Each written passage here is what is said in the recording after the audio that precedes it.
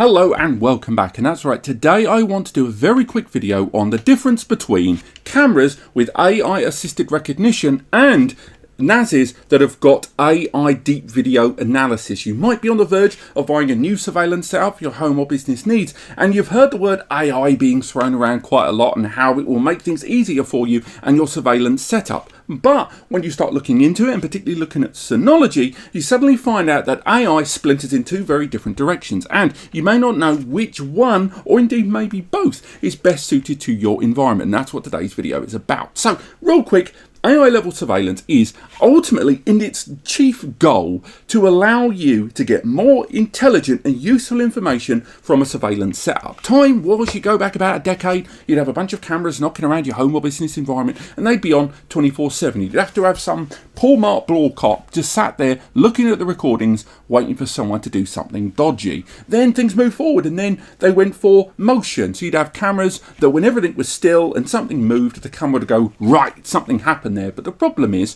lots of things move. Small dogs, children, trees in the wind, and therefore motion detection is inherently unreliable because different scenarios and different setups waver so wildly. Therefore, that's when AI level stuff came in, and in between that, there was a lot of stuff to do with using PIR, lots of infrared stuff, but even then, all that did was detect degrees of motion. Where AI comes in is understanding whether it is a live AI or using preset recognition that's already configured into the surveillance equipment, is understanding what it is that is moving. Now, again, it breaks into many different areas that we'll touch on in a bit, but that's ultimately it. AI, when it's utilised in surveillance, is about knowing what is moving, and therefore, Paul Mark Ballclop, and why can I never remember his name? But the mind is the only weapon that doesn't need a holster. And therefore, you don't need to have someone watching the camera 24/7, because what you want is to know when someone's breaking in. You don't want to know when a tree falls down in the forest, if anyone heard. You just want to know if a car has entered the car park after hours. You want to know whether someone has approached the building when they shouldn't, or they've gone to an area in the building that they shouldn't. And that's where it all comes in. And ultimately, what separates edge level AI recognition and host and analysis based AI recognition. Now, when it comes to the edge stuff, it's called edge because it's the edge, it's where the cameras are. Now, Synology's own cameras here take advantage of that. Their recognition knows the difference between people and vehicles. And ultimately what that means is you can have a camera monitoring the in or outside of a business, and then it will know when a human enters an area. You can say, the rest of it's fine, but if they go to this area in the building, in the car park, in the foyer, I want to know. And if a ball rolls across there or a box is there, you don't want a notification for that. It might be a window and it's a reflection or something. You want to know when a person goes there. The same goes when it's outside the business after it's closed. You want to know if a car has pulled up outside the building, but if some rando is walking past, you don't care.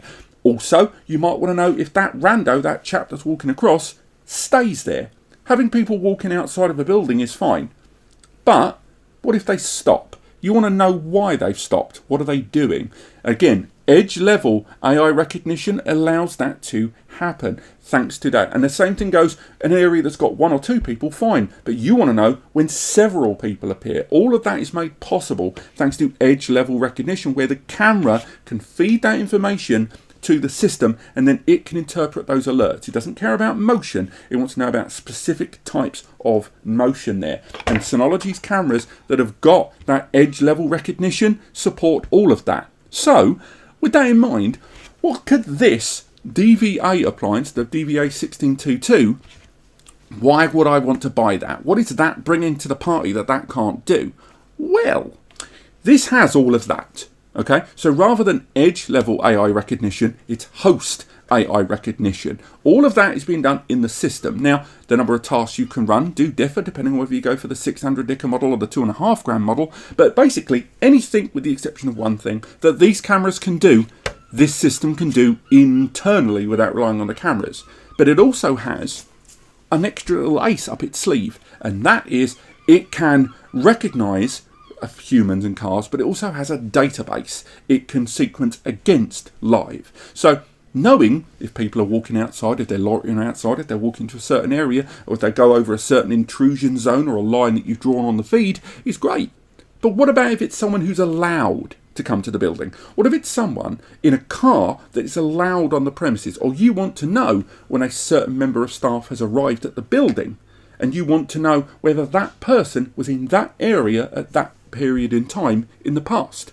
That's where this comes in, because it can maintain a database of those people. This knows the difference between a person and a car, but this knows the difference between Alan in sales, Beatrice in HR, and Colin in accounts. It understands the difference, and when someone new arrives that's not on the database, it will then alert the surveillance officer or the admin, someone new's here. Do you want to enter into the database or not? Same goes for cars. It can recognise that with cars and license plates more precisely.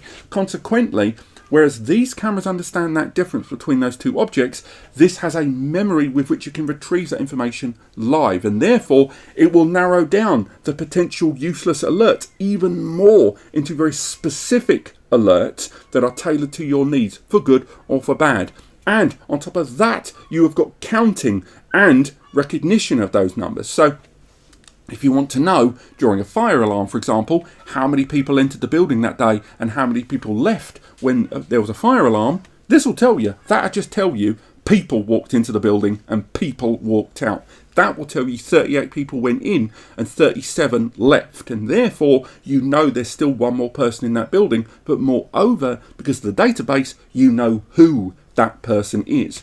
That's where deep video analysis comes in, and it's just simply not possible on these because you need a tremendous not only database to keep that information in that's going to grow over time, but the retrieval speed in order to access it live. And that is the main difference between edge level AI recognition on cameras and a deep video analysis machine. I hope you found this video helpful. I tried to keep it as concise as possible. Let me know if it helped you in the comments. But apart from that, thank you so much for watching, and I'll see you next time.